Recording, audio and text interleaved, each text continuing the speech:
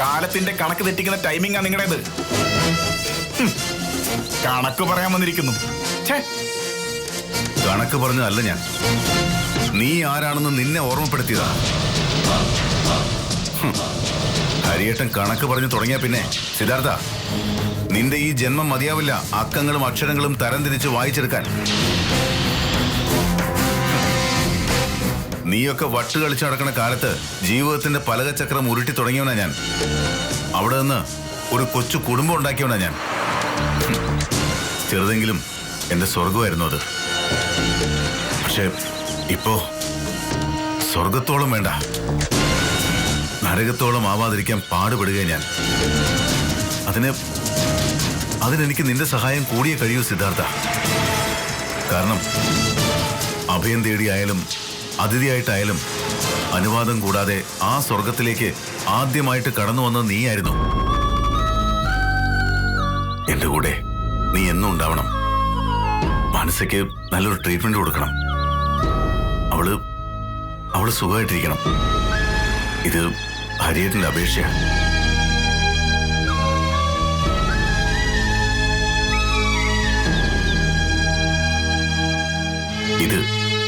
ഇത് പറയാനാ ഞാൻ നിന്നെ. അല്ലാതെ പെരുവഴി പിടിച്ചു നിർത്തി ഉണ്ട ചോറിന്റെ കണക്ക് പറഞ്ഞ ആളാവാനോ നിന്നെ അപമാനിക്കാനോ അല്ല.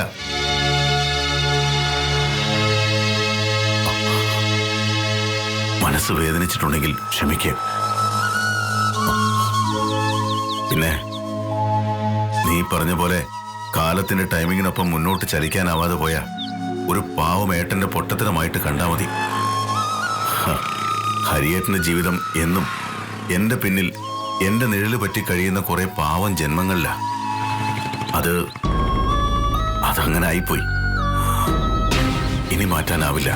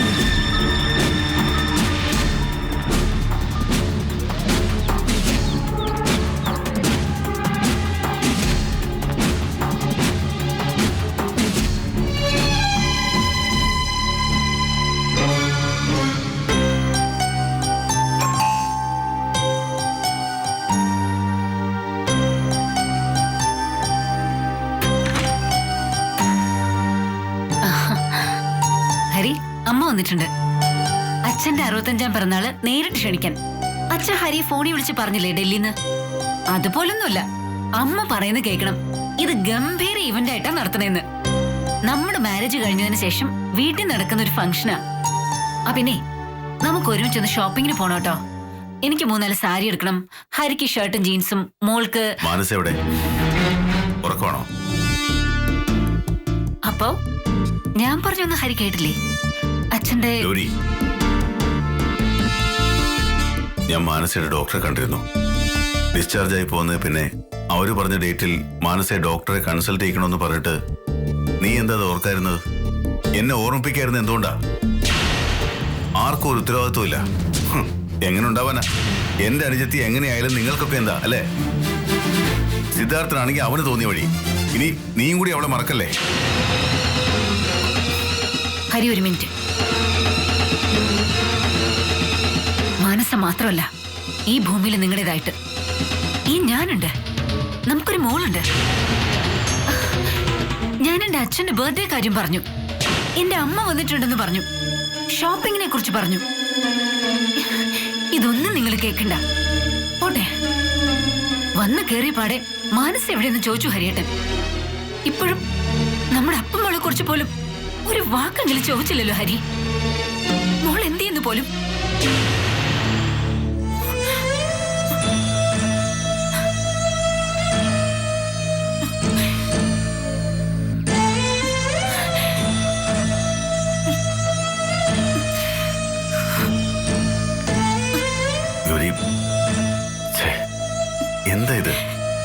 അതിന് കണ്ണ് നിറയാനും മാത്രം ഇവിടെ ഇപ്പൊ എന്താ? അപ്പമോളെ അമ്മയ്ക്ക് ഇപ്പൊ കാണാൻ പോലും ഞാൻ. പിന്നെ പിന്നെ പ്രത്യേകിച്ച് തിരക്കേണ്ട കാര്യമുണ്ടോ? ഇത്ര സില്ലിയായ കാര്യത്തിനാണോ നീ ഇങ്ങനെ? എനിക്കിതൊന്നും അത്ര സില്ലിയല്ല.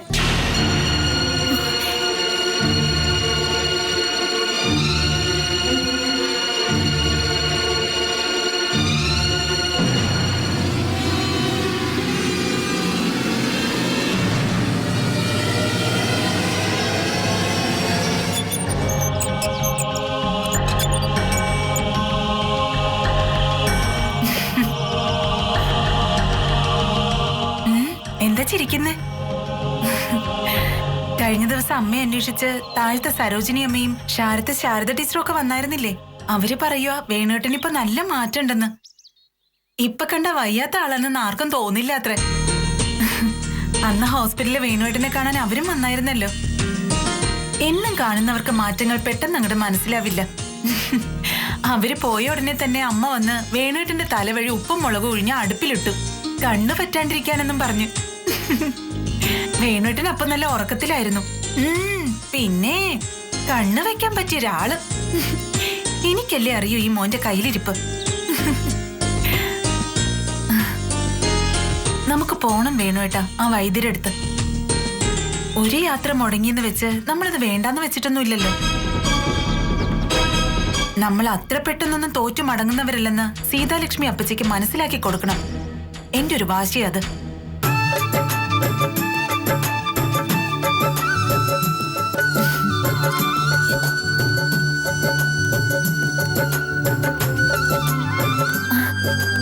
ഏട്ടൻ ഏട്ടാ മോളെ സുഖമാണോ നിനക്ക്? ആഹാ ഉഷാറായിട്ടുണ്ടല്ലോ വേണു. ഞങ്ങളത് പറയായിരുന്നു ഏട്ടാ. അല്ല മാനസിക്ക് ഇപ്പൊ കുഴപ്പമൊന്നുമില്ലല്ലോ? ആ പ്രത്യേകിച്ചൊന്നുമില്ല. ഒന്ന് വരണമെന്നുണ്ടായിരുന്നു അവളെ കാണാൻ. പക്ഷേ അറിയാലോ ഇവിടുത്തെ കാര്യങ്ങള്. വേണുവേട്ടനെ വിട്ടിട്ട് എങ്ങനെയാ ഞാൻ? ഏയ് അതൊന്നും സാരമില്ല. അങ്ങനെ ഒരാൾ വന്ന് കാണുന്നൊന്നും അവൾക്ക് ഇഷ്ടാവില്ല. അമ്പികെ പഴയ പോലല്ല, 100 ഇരട്ടിയാ മാനസിക്കിപ്പോ വാശി. ചെറിയ കാര്യങ്ങൾക്ക് പോലും ശാഠ്യം പിടിക്കുന്ന ഒരു സ്കൂൾ കുട്ടിയെ പോലെ അവള്. എന്തെങ്കിലും നോക്കുന്നേ? ഒരുപാട് മാറിപ്പോയതുപോലെ തോന്നുക എനിക്ക് ഏട്ടന്റെ മുഖം കാണുമ്പോ. ആകെ തളർന്ന്. ഹേ ഒക്കെ നിന്റെ തോന്നല. എത്ര നാളായി ഏട്ടൻ ഇങ്ങോട്ടൊന്ന് വന്നിട്ട്? ഇപ്പൊ പഴയ പോലൊന്നും അല്ല ഏട്ടാ. വേണുവേട്ടന്റെ അച്ഛനും എല്ലാവർക്കും എന്നോട് വലിയ സ്നേഹ.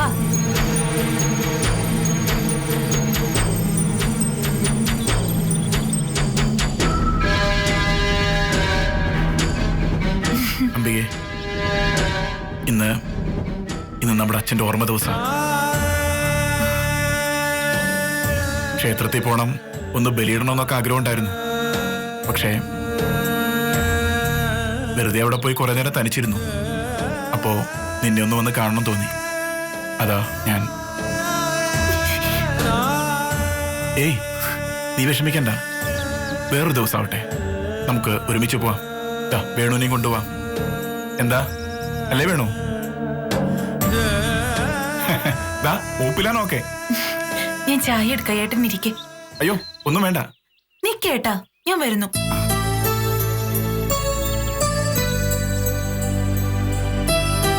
നല്ല മാറ്റമുണ്ട് വേണുവിന്. ഒക്കെ ഭേദാവും. ഞാൻ പ്രാർത്ഥിക്കാന്നൊന്നും പറയുന്നില്ല. എന്റെ പ്രാർത്ഥന ആർക്കും ഫലിക്കില്ലെന്ന് എനിക്കറിയാം. ദൈവങ്ങൾ പോലും കൈവിട്ട അവസ്ഥയിലാണ് ഞാനിപ്പോ. ചിരിക്കാനും കരയാനും കഴിയാത്തൊരവസ്ഥ.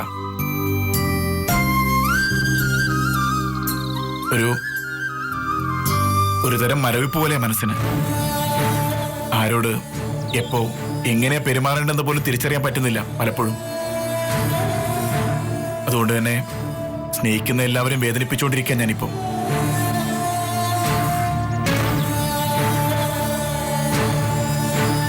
വേണു, ഈ കാറ്റ് പിടിച്ച പട്ടൊന്നൊക്കെ നമ്മൾ പറയാറില്ലേ, അതുപോലെ ഉള്ളിൽ ആരെ അറിയിക്കാനാവാത്ത ചില കുറ്റബോധങ്ങൾ കിടന്ന് നീറുമ്പോ നമ്മൾ ഇങ്ങനെയാ അല്ലേ?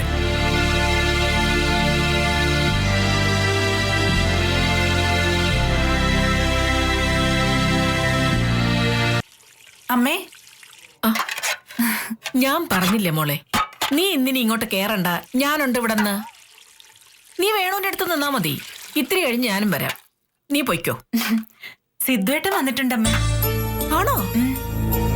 എത്ര നാളായി അവനെ കണ്ടിട്ട്? മോളെ, സിദ്ധുവിനോട് ഊണ് കഴിഞ്ഞിട്ട് പോയാ മതിയെന്ന് പറയണം കേട്ടോ. ശരി അമ്മേ, പറയാം. അച്ഛ സിദ്ധുവിനെ കണ്ടോ? കണ്ടെന്നാ തോന്നുന്നേ.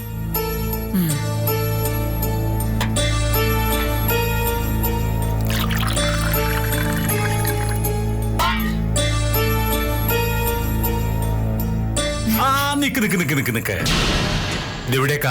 ഇത് ചായ. നിന്നെ പെണ്ണ് കാണാൻ ആരെങ്കിലും ഉമ്മർത്തൊന്നിരിപ്പുണ്ടോടി? ചായയും പലഹാരവും കൊടുത്ത് സൽക്കരിക്കാൻ. സിദ്ധുവേട്ടൻ വന്നിട്ടുണ്ട്. ചെഞ്ചുവേട്ടൻ പറയുമ്പോ തേരിഞ്ഞിറ്റി വീഴും അവക്ക്. നിന്റെ ആങ്ങളയെ സൽക്കരിക്കാൻ നിന്റെ തറവാട്ടിന്ന് കൊണ്ടുവന്നതല്ല ഇവിടെ ഉള്ളതൊന്നും. അതങ്ങനെയാ. കല്യാണം കഴിഞ്ഞ് കെട്ടിയോന്റെ കുടുംബത്തിലേക്ക് വരുന്ന പെമ്പിള്ളാരെ തേയിലയും പഞ്ചസാരയും ചാക്കി കെട്ടി സ്വന്തം തറവാട്ടിന്ന് കൊണ്ടുവരാറില്ല. തറവാടോ ഇവൾക്കോ? തറവാടല്ല ഇവൾക്ക്, തറ, വെറും തറ. ഇവളുടെ ആങ്ങള അവനിവിടെ വന്ന് എഴുന്നള്ളിട്ടുണ്ട്. തറവാടേ പറയുന്ന കേട്ടാ തോന്നുന്നു ഏക്കർ കണക്കിന് പറമ്പും പാടവും ഒക്കെ ഉള്ള ഇവറ്റുകളെന്ന്. എന്തിനാ മനുഷ്യ ഏക്കർ കണക്കിന് സ്വത്ത്? 6 അടി മണ്ണ് തന്നെ ധാരാളം മനുഷ്യർക്ക്. നിങ്ങൾക്കാവുമ്പോ 5 അടി മതിയാവും. എറണം കേട്ടോളെ, വന്ന് എന്റെ കുടിയുടെ അളവെടുക്കുന്നിടം വരെ എത്തിയോടി നീ. ഇവളും കൂടെ ഉണ്ടെങ്കിൽ പിന്നെ കാര്യങ്ങൾ എളുപ്പമാകുകയും ചെയ്യും. ആളെ കൊല്ലാൻ കാലന്റെ കയ്യിൽ നിന്ന് പാസ് അടിച്ച് കിട്ടിയവളല്ലേ ഈ നിൽക്കുന്നേ. അയ്യോ, അത് ഇവക്കല്ല കിട്ടിയത്. ആ പാസ് കിട്ടിയത് എനിക്കാ. ആളുകളെ കൊല്ലാനല്ല, നിങ്ങളെ കൊല്ലാനുള്ള പാസ്. ചായ തണുക്കാതെ കൊണ്ട് കൊടുക്കുമെന്നെ. ഇതിവിടെ ഇങ്ങനെ ഇരുന്ന് പാടിക്കൊള്ളും, ചില റേഡിയോ പോലെ. വേണ്ടാന്ന് പറഞ്ഞാ വേണ്ടാന്ന് അർത്ഥം. വലിഞ്ഞു കയറി വരുന്നവർക്കും വഴിയെ പോകുന്നവർക്കും ചായ സൽക്കാരം നടത്താനും കാഴ്ച സദ്യ കൊടുക്കാനും ഇവിടെ സമ്മതിക്കില്ല ഞാൻ. എന്നെ തേടി വരാൻ എനിക്ക് എന്റെ ഏട്ടൻ മാത്രമേ ഉള്ളൂ. വേറൊന്നും കൊടുക്കണ്ട. എന്റെ കൈമ്പൊരു ചായയെങ്കിലും ഞാൻ കൊടുത്തോട്ടെ അച്ഛാ. ഓ, എന്തൊരു താഴ്മ, എന്തൊരു താഴ്മ. തെണ്ടികള് ഇതൊക്കെ പഠിച്ചു വളർന്ന വിഷമത്തുക്കളാ സാവിത്രി. ആദ്യം ചായ സൽക്കാരം, പിന്നെ ഊണു സൽക്കാരം, അത് കഴിഞ്ഞ് ഉച്ചവേയക്കം, പിന്നെ അത്താഴകൂട്ട്, എന്നിട്ട് വേണം സ്ഥിരതാമസം. പിന്നീട് പോയി ആങ്ങളെയും പെങ്ങളും കൂടി ഭരണം അങ്ങ് തുടങ്ങും. അവകാശവും പറ്റും, നമ്മളെ അങ്ങ് നാടും കിടത്തും. വേണ്ടി വന്ന കൊന്നും കളയും. അതോടി എന്തൊരു വൃത്തികേടാ ഇത്. ഇങ്ങനെയുണ്ടോ മനുഷ്യര്? ഇത് മനുഷ്യരും അല്ല, മൃഗമല്ല, വേറെ ഏതാണ്ടാ. അത് ഞാനല്ലടി, നിന്റെ തന്തയാ മനുഷ്യമൃഗം, പട്ടാളക്കാരൻ ഗോപിപ്പിള്ള. ഇതെന്റെ അച്ഛനെ പറഞ്ഞാലുണ്ടല്ലോ. അമ്പികെ, നീ നിന്റെ വഴിക്ക് പോയേ, ആരും നിന്നെ തടയില്ല. ആ ബൂതി അങ്ങ് മനസ്സിൽ വെച്ചാ മതി. അങ്ങനെ ഇപ്പൊ ആരും കൂടെ ചായ കുടിക്കണ്ട.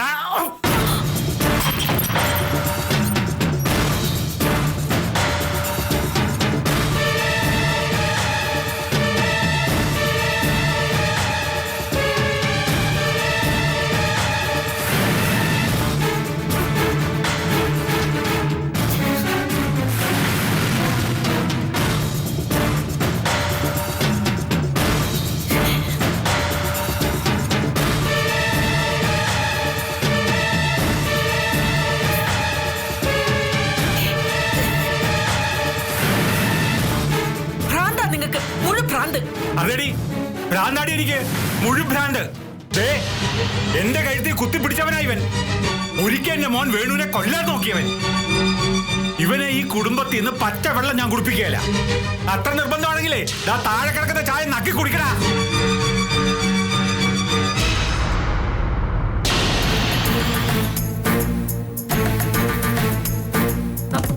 വേണ്ട മോനെ, ഞാൻ ചെയ്തോളാം. കുടുംബത്തെ തലയ്ക്ക് സുഖമില്ലാത്ത ഒരാളുണ്ടായാ നമുക്ക് കൊല്ലാൻ കഴിയില്ലല്ലോ, സഹിച്ചല്ലേ പറ്റൂ. മോനങ്ങ് ക്ഷമിച്ചു കാണാം.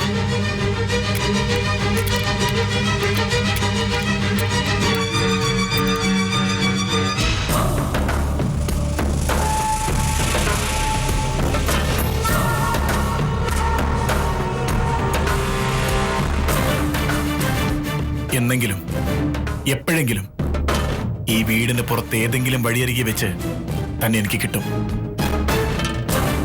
അന്ന് തന്നെ ഞാൻ കുടിപ്പിക്കും ചായ, ഒടുക്കത്തെ ചായ. എന്തോ പറഞ്ഞേ? എന്നെ കൊല്ലുന്നോ? മോനെ വേണുമോനെ, നീ മോൻ പറഞ്ഞ കേട്ടോ? നിന്റെ ഈ അച്ഛനെ ഈ ചെകുത്താൻ കൊല്ലുമെന്ന്. ഇടാ വേണോ? വേണ്ട സർ, മിക്കവാറും ഞാനത് ചെയ്യേണ്ടി വരില്ല. കണ്ടില്ലേ, അത് വേണു തന്നെ അങ്ങ് ചെയ്തോളും.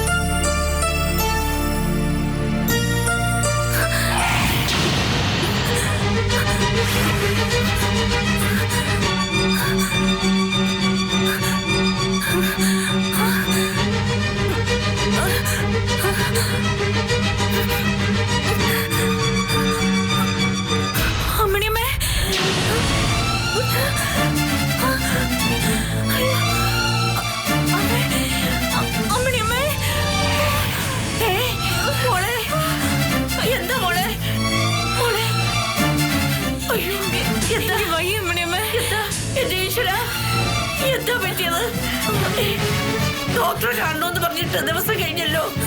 അയ്യോ അമ്മേ, ഞാൻ പറഞ്ഞതല്ലേ ആശുപത്രി പോകാന്ന്, എന്നിട്ട് കേട്ടില്ലല്ലോ എന്റെ മോളെ. അയ്യോ ഞാനിപ്പോ മരിച്ചു. മോളെ അയ്യോ, ഞാനിപ്പോ എന്താ ചെയ്യാ? ആ പോലീസുകാരൻ്റെ ആണെങ്കിൽ പോയല്ലോ. അമ്മേ ഹരിയേട്ടനെ വിളിക്ക്, ചെല്ല്. എന്റെ ഈശ്വര, എന്റെ കൈയും കാലും വിറയ്ക്കുന്നല്ലോ എന്റെ ഭഗവാനെ.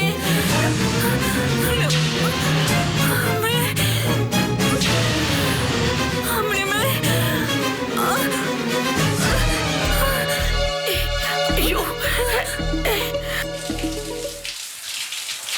ഹരി, ആ ചായ ചോദിച്ചിട്ട് ബാത്റൂമിൽ കയറിയോ? നല്ല ആള്.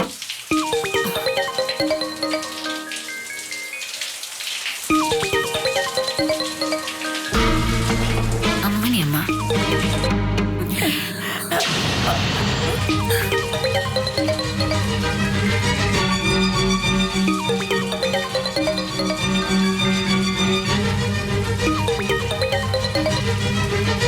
സാറേ അമ്മണിയമ്മയാ, ഒന്ന് വേഗം വാ സാറേ, അല്ലെങ്കിൽ ഒരു കാറെങ്കിലും അയക്ക്. മൈനമോക്ക് എന്തോ ഒരു വല്ലായിക, കണ്ടിട്ട് എനിക്ക് പേടിയാവുക. സാറേ സാറേ, ഹലോ ഹലോ, ഇത് ഹരിയല്ല, ഹരിയുടെ ഭാര്യ. മോളെ സാറിന് ഒന്ന് കൊടുക്കോ, മൈനയ്ക്ക്. അവൾക്ക് എന്തേപ്പോ? തീരെ വയ്യ കുഞ്ഞെ. അവളെ നോക്കാനാണ് നിങ്ങൾക്ക് ശമ്പളം തന്ന് നിർത്തിയിരിക്കുന്നത്, അല്ലാതെ മൈനയൊന്ന് തുമ്മിയാലുടനെ ഇവിടേക്ക് ഫോൺ ചെയ്ത് അറിയിക്കാനല്ല. മനസ്സിലായോ നിങ്ങൾക്ക്? നിങ്ങളൊരു കാര്യം മനസ്സിലാക്കണം, ഹരിക്കൊരു കുടുംബമുണ്ട്, ഭാര്യയും മകളും അടങ്ങുന്നൊരു കുടുംബം.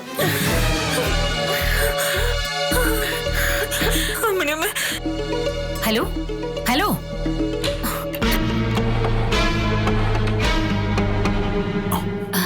ആരാ ഫോണില്? അത് ആരുമില്ല, റോങ് നമ്പറാ. കട്ടായോ? ആ ദാ ചായ. പോവാം നമുക്ക്. എവിടേക്ക്?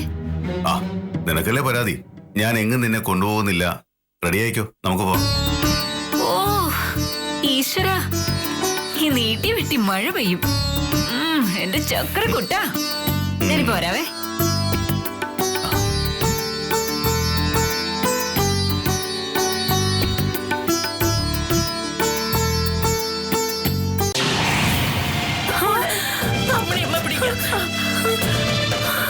ഹരിയേട്ടൻ എന്താ പറഞ്ഞേ? അത് പിന്നെ മോളെ, ഞാനിപ്പോ എന്ത് ചെയ്യാൻ? കിടക്ക്, പതുക്കെ പതുക്കെ.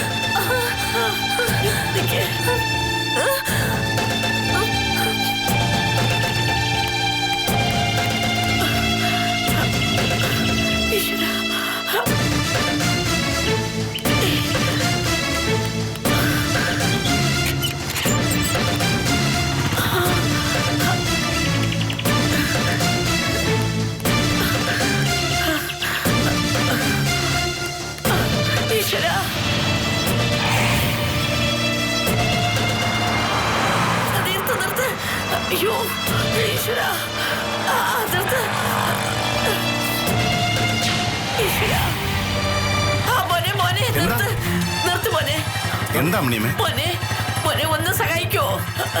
നിങ്ങൾ കാര്യം പറ. ഒരു വണ്ടി വിളിച്ചു തരുമോ മോനെ? എനിക്ക് തീരെ വയ്യ. വയ്യെന്ന് മാത്രം പറയല്ലേ മോനെ. അമ്മിണിയമ്മ പൊക്കോ, ഞാൻ വണ്ടി വിളിച്ചിട്ട് വരാം. ശരി.